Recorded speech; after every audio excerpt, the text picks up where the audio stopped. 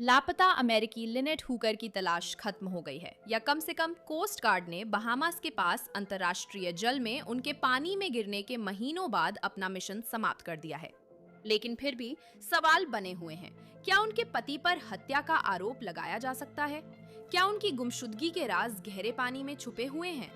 ये scandal law and crime द्वारा प्रस्तुत है। मैं सियरा गिलेस्पी। संयुक्त राज्य तटरक्षक बल ने कहा कि वे लिनेट हुक्कर की तलाश खत्म कर रहे हैं, जो एक अमेरिकी महिला थीं और अप्रैल में बहामास में अपने पति ब्रायन के साथ लापता हो गई थीं। लिनेट की गुमशुदगी के बाद हमारे पास सवाल ज्यादा हैं, जवाब कम। ब्रायन की कहानी में विरोधाभास और कथित दुर्व्यवहार के इतिहास का क्या, और सबसे बढ़कर लिनेट कहाँ है और उनके साथ क्या हुआ? असली सच तो सिर्फ ब्रायन हुक्कर ही जानते हैं। क्या यह एक दुखद और अप्रत्याशित दुर्घटना थी, या फिर ये कुछ कहीं ज्यादा भयावह हो सकता है? आज का ये स्कैंडल हमें अबाको द्वीप समूह ले जाता है, जो बहामास के उत्तरी हिस्से में स्थित है। लिनेट हुकर और उनके पति ब्रायन अप्रैल की शुरुआत में वही नौकायन कर रहे थे। लिनेट की बेटी के अनुसार ये जोड़ा 25 साल से शादीशुदा था और 10 साल से ज्यादा समय से साथ में नौकायन कर रहा था। हाल ही में वे बहामास गए और अपनी यात्राएं टिकटॉक और यूट्यूब पर साझा की। शनिवार 4 अप्रैल को लिनेट पानी में गिर गईं और हालात बदल गए। ब्रायन के मुताबिक उस शाम वो और लिनेट 8 फुट लंबी डिंगी में अपनी यॉट सोलमेट की ओर लौट रहे थे। ब्रायन के अनुसार उत्तरी बहामास के एल्बोकी के पास तेज लहरों के कारण लिनेट नाव से गिर गईं।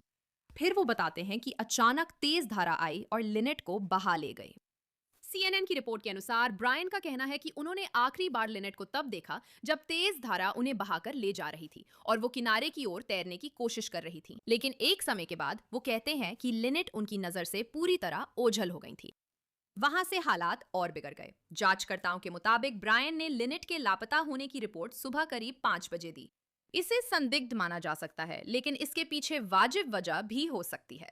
लिनेट के पानी में गिरने पर ब्रायन ने कहा कि उनके गले में इंजन की सुरक्षा डोरी थी, यानी डिंगी की चाबी लिनेट के पास थी। तो जब वो कथित तौर पर पानी में गई, नाव बंद हो गई, यानी ब्रायन को पूरे रास्ते किनारे तक पैडल मारकर जाना पड़ा। बाद में ब्रायन ने ये घटना दोस्त को टेक्स्ट मैसेज में बताई। उन्होंने लिखा, हवा मुझे दूर ले गई और वह सेल बोट की ओर तैरने लगी। हम जल्दी ही एक दूसरे की नजरों से ओझल हो गए, क्योंकि तब सूर्यास्त हो रहा था। मैं बहता रहा और अगले 7 घंटे तक एक चप्पू से नाव चलाने की कोशिश करता रहा, जब तक कि मैं पास के अगले द्वीप के पीछे वाले किनारे तक नहीं बहकर पहुंच गया और आखिरकार मुझे कुछ मदद मिल गई। लाइनेट की गुमशुदगी की रिपोर्ट 5 अप्रैल रविवार सुबह 5:12 बजे दर्ज हुई और फिर उसे बचाने के लिए बड़ा खोज अभियान शुरू हुआ। सीएनएन के अनुसार लाइनेट जब नाव से गिरी तो उनके पास तैरने वाला उपकरण नहीं था। उनकी बेटी कार्ली ऑयल्सवर्थ ने कहा कि ब्रायन ने वॉइसमेल में दावा किया कि उसने लाइनेट को उपकरण फेंका था जब वो बह रही थी। इसके बाद मामला और भी अजीब हो गया। कार्ली के मुताबिक उनकी मां और ब्रायन के बीच कभी कभी तनाव रहता था। खबरें थीं कि लाइनेट गुमशुदगी से कुछ हफ्ते पहले ब्रायन को छोड़ना चाहती थीं। ये बात कार्ली ने लॉ एंड क्राइम के क्रिस स्टीवर्ट को बताई। तो मैंने बस इतना कहा कि उनका रिश्ता हमेशा उतार-चढ़ाव भरा रहा है। मैंने कोस्ट गार्ड को भी ये बात बताई थी, जब हमने बात की थी, और मैंने कहा था कि उनका रिश्ता हमेशा उतार-चढ़ाव भरा रहा है और जब वे शराब पीते हैं, तो यह और भी खराब हो जाता है। तो मुझे बस इस बात की चिंता है कि उसने पहले भी धमकियाँ दी थीं। मैं बस देखना चाहती हूँ कि कहीं उसके गुस्से में उसने कोई अपरिवर्तनीय गलती तो नहीं कर दी। मैं बस ये देखना चाहती हूँ कि ये एक दुर्भाग्यपूर्ण हादसा थी या नहीं, इससे पहले कि मैं सोचूं कि मेरे शक सही हैं। नॉन क्राइम ने ब्रायन के दोस्त ब्लेन स्टीवनसन से बात की, जो नाव चलाते समय उन सेक्स वर्कर्स से मिले थे। उन्होंने बताया कि वे कई साल पहले दोस्त बने और रिश्ता बनाए रखा। लिनेट के गायब होने पर ब्लेन ने ब्रायन को फोन कर उनकी बातचीत रिकॉर्ड की। वो असल में बस डिंगी से उछल गई थी जब अचानक करीब 20 नॉट की तेज हवा चलने लगी थी और करीब 3/4 या आधा मील की दूरी पर डिंगी तक वापस जाने की कोशिश थी और पूरा मामला बुरी तरह फेल हो गया। हर एक चीज, हम लाइफ जैकेट भी नहीं पहने हुए थे। मुझे देखने दो। सूरज ढल रहा था और उसके गिरने के करीब 10 मिनट बाद ही सूरज पूरी तरह डूब गया। क्या डिंगी उसके साथ डूबी थी? वो किसी चीज या व्यक्ति से बंधी नहीं थी और उसके ड्राई बैग में डिंगी की एक्स्ट्रा चाबी भी थी। हवा इतनी तेज थी कि हम बहुत जल्दी अलग हो गए। मुझे लगता है उसने हमारे सेल बोट तक वापस तैरने की कोशिश की, जो शायद, मुझे नहीं पता, 1000 गज या कुछ इतनी दूरी पर थी। लेकिन लहरें 3 फीट ऊंची थीं और मैं पतवारों को शिफ्ट करने की कोशिश कर रहा था और पतवारों में से एक की पिन टूट गई और वो पानी में गिर गई और मैं पूरे समय उसके लिए चिल्ला रहा था और मैंने उसे चिल्लाकर बताया कि उसका पतवार खो गया है और मैंने लंगर फेंक दिया और डिंगी को लंगर डाल दिया। हाँ, मैंने चिल्लाया। अब मैं उसे देख नहीं पा रहा था। कुछ दिनों की तलाश के बाद कोस्ट गार्ड ने मिशन को बचाव से रिकवरी में बदल दिया, यानी वे मानते हैं कि लिनेट शायद मर चुकी है, लेकिन रहस्य जारी है। कार्ली, उनकी बेटी, कहती हैं कि उनकी माँ और सौतेले पिता के बीच पहले कुछ परेशानियां थी। ये उनके ही शब्द और आरोप हैं। मैंने उसकी दूसरी दोस्तों से सुना कि उसने कहा कि उसके साथ रहना सुरक्षित नहीं, क्योंकि जब वह गुस्सा होता है तो वो डरावना और हिंसक हो सकता है। मैंने उसे कभी पूरी ताकत से किसी को मारते नहीं देखा है, लेकिन वह गले पर हाथ डालता है और गला घोटता है। काश मैंने और ज्यादा ध्यान दिया होता। मुझे सच में नहीं पता कि मैं यहाँ क्या कर सकती थी, लेकिन उसने मुझे रात 11:30 बजे एक वॉइस मैसेज भेजा जिसमें उसकी आवाज़ बहुत नशे में लग रही थी और मैं बस। वो बोली, मैं तुमसे सुबह बात करूंगी। मैंने कहा, हाँ हाँ ठीक है माँ। और मैंने बस कुछ नहीं किया, लेकिन मुझे करना चाहिए था, पता नहीं। वो एक संकेत था कि हाँ, उन्होंने शराब पी है और वो भी काफ़ी ज़्यादा। और मुझे पता है कि वो करीब 1.5 साल तक बिल्कुल नहीं पी रहे थे, क्योंकि उन्हें पता था कि शराब पीने से क्या समस्याएं होती हैं। अब जब ये ज़्यादा होने लगा है, तो मुझे चिंता है कि कुछ न कुछ ज़रूर हुआ है। फिर 8 अप्रैल को ब्रायन हुकर को बहामास में हिरासत में ले लिया गया। रॉयल बहामास पुलिस फोर्स के प्रवक्ता ने रॉयटर्स को बताया, कुछ कारणों के आधार पर उन्हें पूछताछ के लिए गिरफ्तार किया गया है। इस बीच ब्रायन किसी भी तरह की गलत हरकत से पूरी तरह इनकार कर रहे हैं। उनके वकील ने सीएनएन को एक बयान जारी किया जिसमें आंशिक रूप से लिखा है, उद्धरण है, ब्रायन हुकर किसी भी गलत काम से पूरी तरह और स्पष्ट रूप से इनकार करते हैं। वह चल रही जांच के तहत संबंधित अधिकारियों के साथ सहयोग कर रहे हैं। रिकॉर्डिंग के समय तक ब्रायन पर कोई आरोप नहीं है, पर रिपोर्ट्स के अनुसार लिनेट की मौत की जांच हत्या के रूप में हो रही है। फॉक्स न्यूज डिजिटल ने रिपोर्ट किया है, लेकिन कोस्ट गार्ड और एफबीआई ने इस पर कोई बयान नहीं दिया। लेकिन इससे हमें जो सबसे नई जानकारी मिली है वो ये है कि अमेरिकी कोस्ट गार्ड ने इस हफ्ते घोषणा की है कि उन्होंने शुक्रवार 5 जून को लिनेट की तलाश बंद कर दी है। उन्होंने बयान में कहा, अमेरिकी कोस्ट गार्ड ने लिनेट हुकर की गुमशुदगी की जांच के समर्थन में बहामास में मिशन शुक्रवार को समाप्त कर दिया। खोज अभियान में कई विशेष क्षमताओं का उपयोग किया गया, जिसमें गोताखोर, रिमोट से संचालित पानी के नीचे चलने वाले वाहन, मानव रहित हवाई प्रणाली और एक शव खोजी कुत्ता शामिल थे, ताकि हाल ही में पहचाने गए महत्वपूर्ण क्षेत्रों की पूरी तरह से जांच की जा सके। मैं बताना चाहूंगी कि लिनेट की तलाश खत्म हो चुकी है, लेकिन उनकी मौत की जांच जारी है, जिससे कई सवाल उठते हैं। उदाहरण के लिए, ब्रायन की कहानी में विरोधाभास है। सीबीएस न्यूज की रिपोर्ट के अनुसार ब्रायन का जीपीएस डेटा उनकी कई बातों का खंडन करता है। न्यूज नेशन की रिपोर्ट के अनुसार लिनेट के लापता होने पर ब्रायन ने $3000 के हाईटेक थर्मल कैमरे का उपयोग नहीं किया। अगर वे सच में उसकी तलाश कर रहे थे तो पूरी कोशिश क्यों नहीं की? ब्रायन के दोस्त डैनियल डैनफोर्थ ने न्यूज नेशन को बताया कि जांचकर्ताओं की दिलचस्पी इस बात में थी कि थर्मल ट्रैकर इस्तेमाल नहीं हुआ था। उन्होंने कहा, उद्धरण, सबूत दिखाते हैं कि ये दुर्घटना नहीं थी, कभी एक जैसी कहानी नहीं रही। फिलहाल जांच यही है। लेकिन मैं एक विशेषज्ञ से बात करना चाहती हूँ जो इस मामले में काफी चर्चा में है। ये है पूर्व अभियोजक और आपराधिक रक्षा वकील जूली रेंडलमैन, जो शो की दोस्त भी हैं। जूली, स्कैंडल में आने के लिए धन्यवाद। हमेशा की तरह आपको देखकर अच्छा लगा। और चलिए उस खबर से शुरू करते हैं जो हमारे पास है कि यूएस कोस्ट गार्ड ने आधिकारिक रूप से लिनेट हुकर की तलाश खत्म करने की घोषणा कर दी है। और मैं सोच रही हूँ कि अब क्यों। मेरा मतलब है, उन्होंने ये घोषणा जून में की, जबकि वो अप्रैल में लापता हुई थी। इस बारे में आपके क्या विचार हैं?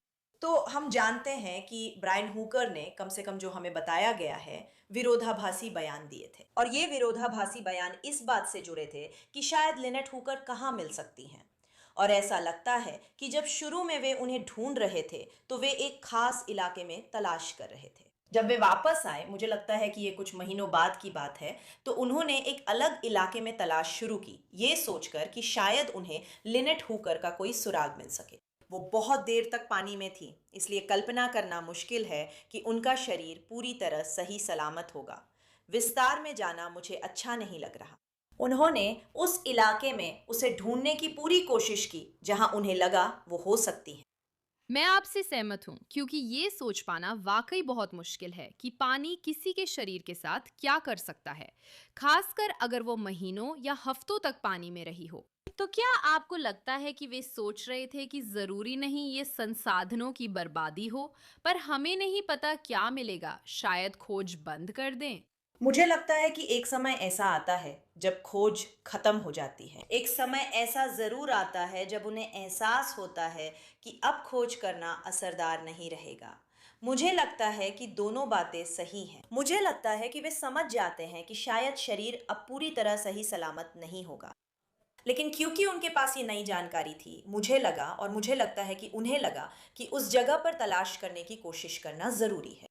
ठीक है जूली, इसमें दिलचस्प ये है कि हमने लिनेट की गुमशुदगी के बाद से ये केस कवर किया, लगातार अपडेट्स फॉलो किए और आखिरकार ब्रायन हुकर को हिरासत में लिया गया। हम सब सोच रहे थे क्या उस पर आरोप लगेगा, यहाँ क्या हो रहा है। हालांकि उस पर आरोप नहीं लगे हैं। मुझे पता है वहाँ हत्या का जिक्र कई बार हुआ। ऐसी रिपोर्ट्स आई हैं कि शायद इसकी जांच हत्या के तौर पर की जा रही है, लेकिन उस पर कोई आरोप नहीं लगा है। तो एक अभियोजक के रूप में आपके अनुभव से आपको क्यों लगता है कि उस पर आरोप नहीं लगाए गए हैं? मुझे लगता है कि जांचकर्ताओं और अभियोजक के नजरिए से ब्रायन हुकर पर आरोप लगाना शायद अभी जल्दबाजी होगी। सिएरा, याद रखो, आरोप लगाने से पहले पर्याप्त कानूनी आधार होना चाहिए। लेकिन इस मामले को जूरी के सामने पेश करने के लिए, ताकि वे उसकी दोषिता या निर्दोषता पर फैसला कर सकें, आपके पास उचित संदेह से परे सबूत होने चाहिए। हम जानते हैं, जैसा हमें बताया जा रहा है, और वो भी टुकड़ों में है। हमें पूरी तरह नहीं पता कि जांचकर्ता क्या जानते हैं या नहीं जानते। हमें बताया गया कि उसने विरोधाभासी बयान दिए। ऐसा लगता है कि उसने ऐसा किया क्योंकि वे उस जगह वापस गए जहां उन्हें लगा कि शायद शव हो सकता है, जो कि उस जगह से अलग थी जहां उसने पहले बताया था। तो हमें पता है कि उसने शायद विरोधाभासी बयान दिए। हमें उन विरोधाभासी बयानों की पूरी जानकारी नहीं है, लेकिन ऐसा लगता है कि उसने ऐसा किया था। अब पड़ोसियों की ओर से, और मुझे लगता है कि लिनेट हुकर की मां की ओर से भी, ये चर्चा है कि उन दोनों के बीच घरेलू हिंसा थी। उसकी सीमा क्या है मुझे नहीं पता। मुझे लगता है कि एक चीज जो या तो कानून प्रवर्तन या माफ कीजिए अभियोजक कार्यालय शायद देख रहे हैं, वो है कि इसका मकसद क्या है। क्या उसकी कोई गर्लफ्रेंड थी जिसके बारे में किसी को पता नहीं था? क्या ये वही बात है जिसका मैंने उस दिन जिक्र किया था कि क्या उसने 2 हफ्ते पहले जीवन बीमा पॉलिसी ली थी? मेरा मतलब है अलग अलग बातें जो कम से कम परिस्थिति जन्य रूप से ये साबित कर सकती हैं कि उसके पास उसे मारने का मकसद था। ठीक है, आपने कुछ बातें उठाई जिनके बारे में हमने इस एपिसोड में बात की थी और मैं इसमें थोड़ा और गहराई से जाना चाहती हूँ। तो चलिए यहाँ की विसंगतियों से शुरू करते हैं। आपने बताया कि उसने कहा डिंगी से पानी में गिरी थी, लेकिन वहां कुछ नहीं मिला। फिर उन्होंने दूसरे इलाके में देखा और सोचा शायद वो दूसरी दिशा में हो। यहाँ जीपीएस और गुमशुदगी की रिपोर्ट के समय में कई विसंगतियां हैं।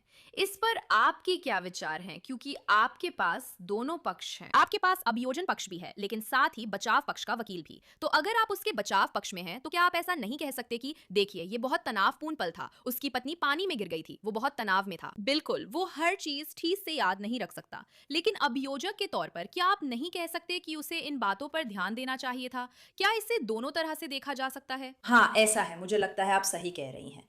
अभियोजक के तौर पर असंगत बयानों के जवाब में यही कहा जाएगा कि यह आदमी हमेशा पानी पर रहता है, उसकी पत्नी भी हमेशा पानी पर रहती है, उसे जीपीएस की जानकारी है, उसे लोकेशन की जानकारी है। हो सकता है वो इसलिए झूठ बोल रहा है ताकि लोग शव ना ढूंढ पाए, क्योंकि अगर वे शव मिल गया तो पता चल जाएगा कि उसे गोली मारी गई है, उसे चाकू घोंपा गया है, उसके साथ किसी न किसी तरह की बर्बरता हुई है। यही अभियोजन पक्ष कहता है। बचाव पक्ष कहता है कि वे बहुत पीते थे। ये तो हमने सुना है। शायद वो इतना नशे में था कि उसे याद नहीं कि वे कहाँ थे। जो आपने तर्क दिया वो ये है कि शायद वो इतना परेशान था कि उसे ठीक से याद ही नहीं है कि चीज़ें कहाँ हैं। मुझे लगता है कि खुद में ही जो असंगतियां हैं, अगर और कुछ नहीं होता, तो अभियोजकों के लिए आगे बढ़ना मुश्किल होता। उन धमकियों के बारे में आपने बताया था, हमने इंटरव्यू किया था। मेरी सहयोगी क्रिस स्टीवर्ट ने लिनेट की बेटी से बात की। उसने कहा, हाँ रिश्ता, मैंने सुना है कि वहाँ घरेलू हिंसा के आरोप हैं, ब्रायन पर दुर्व्यवहार का शक है, लेकिन इसकी पुष्टि नहीं हुई। लेकिन क्या ये ऐसी बात है जिस पर जांचकर्ता और अभियोजक करीब से ध्यान देना चाहेंगे? बिल्कुल। सुना था कि ब्रायन हुकर को कई साल पहले गिरफ्तार किया गया था। मुझे याद नहीं कि वो उनकी 12 साल की बेटी थी या सौतेली बेटी। मुझे ठीक से याद नहीं। हमले के आरोप लगे थे, लेकिन मुझे लगता है उन्हें बरी कर दिया गया था। उन पर और लेनेट पर घरेलू हिंसा के आरोप लगे थे, लेकिन मुझे लगता है, और कृपया अगर मैं गलत हूं, तो मुझे याद है कि लेनेट को घरेलू हिंसा के लिए गिरफ्तार किया गया था, लेकिन उन आरोपों का कोई नतीजा नहीं निकला।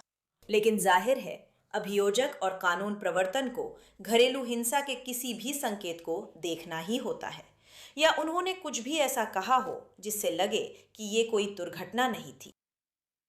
फिर भी मेरे मन में ये सवाल उठता है, क्योंकि आपने मकसद की बात की थी। क्या उन्होंने जीवन बीमा पॉलिसी ली थी या उनका कोई अफेयर था? हम जो स्कैंडल एपिसोड्स में बातें करते हैं वो किसी मकसद की ओर इशारा कर सकती हैं। मुझे नहीं पता कि आप बहामास के कानून से कितने वाकिफ हैं, पर क्या उन्हें इसकी जरूरत होगी? मेरा मतलब है, अमेरिका में आरोप लगाने या दोष सिद्धि साबित करने के लिए मकसद जरूरी नहीं है, लेकिन क्या ऐसी बातें अभियोजन के केस को मजबूत करेंगी? ये अच्छा सवाल है। मकसद जरूरी नहीं होता। फिर कहूँ, मुझे बहामियन कानून की खास जानकारी नहीं, लेकिन अमेरिका में ये जरूरी नहीं है। लेकिन जूरी को मकसद सुनना अच्छा लगता है। उन्हें ये जानना पसंद है कि कोई किसी को मारना क्यों चाहेगा। ये जरूरी नहीं है कि वो साफ हो। ये जरूरी नहीं है कि वो एक हफ्ते पहले की जीवन बीमा पॉलिसी जैसी कोई बात हो। ये बस इतना साधारण भी हो सकता है कि मुझे उसका मेरी तरफ देखने का तरीका पसंद नहीं आया, तो मैंने उससे मार डाला।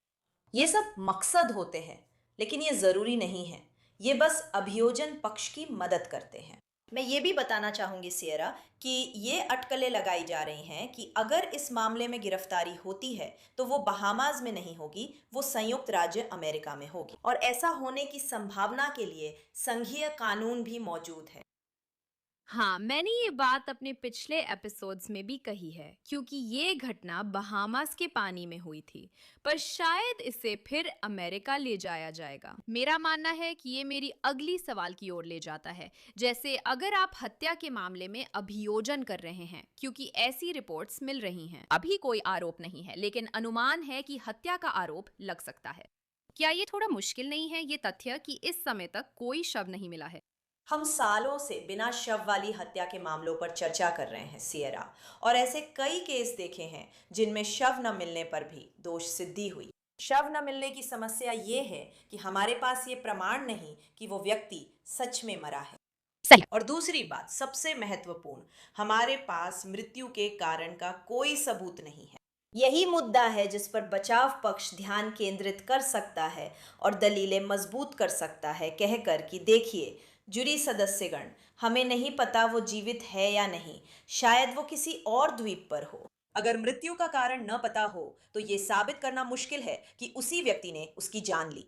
जिन हत्या के मामलों में शव नहीं मिलता उनमें यही समस्याएं होती हैं। इसी वजह से परिस्थितिजन्य साक्ष्य, यानी शव के अलावा मिलने वाले सबूत, ऐसे मामलों को साबित करने में बहुत महत्वपूर्ण होते हैं।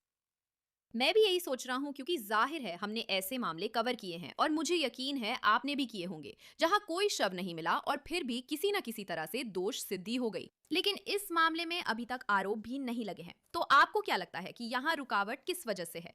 क्या आपको लगता है कि अभियोजक आखिरकार ब्रायन हुकर के खिलाफ आरोप लगाएंगे? तो मैं इसी वजह से असमंजस में हूँ। मुझे लगता है कि ब्रायन हुकर ने अपनी पत्नी की हत्या की, या यहाँ तक कि ये सोचना कि शायद उसने अपनी पत्नी की हत्या की, और इसके बीच फर्क है कि क्या उसके खिलाफ उचित संदेह से परे प्रमाण है।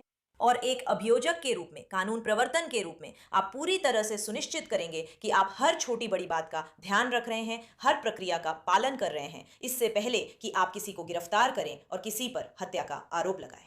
और इसलिए मुझे लगता है पहली बात वे ये देखने की कोशिश कर रहे थे कि क्या वे शव को बरामद कर सकते हैं। मुझे लगता है कि वे अभी हर रास्ते की जांच कर रहे हैं ताकि ये तय कर सकें कि क्या हमारे पास उसके खिलाफ कोई मामला है और क्या हमारे पास ऐसा मामला है जो सच में टिक सके।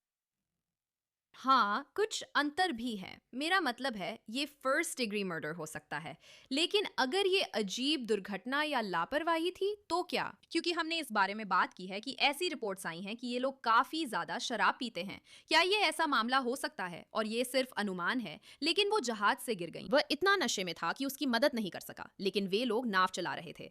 दोनों ही नशे में थे। जाहिर है आपको किसी भी तरह के वाहन चलाते समय शराब नहीं पीनी चाहिए। तो क्या ये गैर इरादतन हत्या, लापरवाही या कुछ और हो सकता है अगर फर्स्ट डिग्री मर्डर का आरोप ना लगे? ये फिर से बहुत अच्छा सवाल है और हाँ, कुछ भी संभव है, लेकिन याद रखिए सब कुछ इस बात पर निर्भर करता है कि वो क्या कहता है, क्योंकि जैसे ही वो कुछ बोलता है उसकी हर बात उसके खिलाफ इस्तेमाल की जाएगी। हमें नहीं पता उसने शराब पीने की बात मानी या नहीं, हमें जानकारी नहीं है। जाहिर है उसने कई घंटे बाद इसकी रिपोर्ट की, जो कि जांचकर्ताओं द्वारा उठाया गया एक मुद्दा है। लेकिन मुझे नहीं लगता कि हम कभी ये पता कर पाएंगे कि इस घटना के समय उसका टॉक्स लेवल क्या था, और हमारे पास उसका शव भी नहीं है, तो हमें नहीं पता कि उस समय उसका टॉक्स लेवल क्या रहा होगा। इसलिए इन सब बातों को समझने के लिए आपको अब तक जो जानकारी है उससे कहीं ज़्यादा की ज़रूरत होगी। आपको अतिरिक्त बयानों की ज़रूरत पड़ेगी। और वैसे भी हो सकता है कि उसने और भी बयान दिए हों और हमें उनके बारे में पता ना हो, लेकिन अगर उसने ऐसा किया है तो ये संभव है कि वे किसी तरह की लापरवाही साबित कर सके। ठीक है, तो हमारे पास कुछ अतिरिक्त बयान हैं, यूं कहे तो। आज के हमारे एपिसोड में एक दोस्त था जिसने ब्रायन के साथ कुछ फोन कॉल्स की थी और उसने उन्हें रिकॉर्ड किया था। तो हमारे पास वो है नंबर 1, टेक्स्ट मैसेजेस। फिर हमारे पास एक वॉइसमेल है जो उसने लिनेट की बेटी के लिए छोड़ा था। इन सब चीजों के अलावा ये सब चीजें कोर्ट में कैसे मायने रखती हैं? मतलब क्या ये सब चीजें वहां स्वीकार की जाएंगी? क्या डिफेंस इन्हें बाहर करना चाहेगा? हियर्स दे इसमें कैसे जुड़ता है, कृपया समझाएं। तो आप जानती हैं, अगर आप एक फ़ोन कॉल करते हैं, मुझे लगता है कि वो कॉल परिवार के किसी सदस्य को की गई थी जिसमें कहा गया था कि वो खो गई है। हो सकता है मैं गलत हूँ, मुझे याद नहीं, पर शायद मैं गलत हूँ कि वहाँ शराब की कोई स्वीकारोक्ति थी। सही है। बयानों के मामले में बचाव पक्ष इसे दो तरह से देखता है। कुछ बयान उनके लिए मददगार हैं जिन्हें वे शामिल करना चाहेंगे। वे कहेंगे कि मददगार न होने वाले बयान अफवाह है और शामिल नहीं किए जाने चाहिए। प्रतिवादी के मामले में फर्क है, क्योंकि कई बार उसके बयान को अफवाह नहीं बल्कि स्वीकारोक्ति माना जाता है। ये जरूरी नहीं कि अपराध की स्वीकारोक्ति हो, लेकिन ये अपराध से जुड़ी किसी बात की स्वीकारोक्ति हो सकती है जिससे उसे शामिल किया जा सके। लेकिन फिर भी मुझे लगता है कि हर बयान को उसकी अहमियत के हिसाब से अलग अलग देखा जाएगा। और यही असल में बचाव पक्ष के वकीलों का काम है कि वे हर चीज को देखें और कहें हाँ हमें ये चाहिए या नहीं चाहिए। वे ये तय करते हैं कि किस बात के लिए लड़ना है, कि वो शामिल हो या नहीं। और अब तक भी कोई आरोप नहीं लगे हैं। तो ये आखिरी सवाल है जो मैं आपसे पूछने जा रही हूँ, जूली। आपको क्या लगता है यहाँ क्या होगा? लोग न्याय चाहते हैं लेकिन लिनेट कहाँ है ये अब भी पता नहीं चला है। आपने कुछ ऐसा कहा था जो बचाव पक्ष कह सकता है, जैसे कि क्या वो अपनी मर्जी से चली गई थी? क्या ये गॉन गर्ल जैसी स्थिति है? क्या वो किसी और द्वीप पर है, किसी ऐसे व्यक्ति के साथ जिसके साथ वो थी? कौन कह सकता है? ये सब सिर्फ अटकलें हैं। लेकिन आप क्या उम्मीद करती हैं? क्या कोई आरोप लगाए जाएंगे? जांच की बात करें तो मुझे पता है कि कोस्ट गार्ड अब उसकी या उसकी बॉडी की तलाश नहीं कर रहा है, लेकिन कानून प्रवर्तन एजेंसियां अभी भी जांच कर रही हैं और आगे बढ़ रही हैं। तो आपके अनुसार आगे क्या हो सकता है? मुझे लगता है कि ये निर्भर करता है। याद रखिए, वहाँ तलाश खत्म हुई है, लेकिन जांच अभी जारी है। हमें पता है वे नाव और डिंगी की फोरेंसिक जांच कर रहे थे। मुझे नहीं पता वहाँ कुछ मिलेगा या नहीं। याद रहे, वे उसी नाव पर रहते थे। तो उदाहरण के लिए, अगर वहाँ खून का कोई धब्बा होता तो मुझे नहीं लगता कि इससे ये साबित हो जाता कि वहाँ हमला हुआ था। लेकिन मेरे हिसाब से, मैं बार बार कह रही हूँ कि अभी कुछ भी कहना जल्दबाजी होगी। मेरे लिए ये मानना जल्दबाजी होगा कि उसे गिरफ्तार किया जा रहा है, क्योंकि अब तक जो जानकारी सामने आई है उससे यही लगता है कि उनके पास पर्याप्त सबूत नहीं है। लेकिन मैं उनकी जगह नहीं हूँ।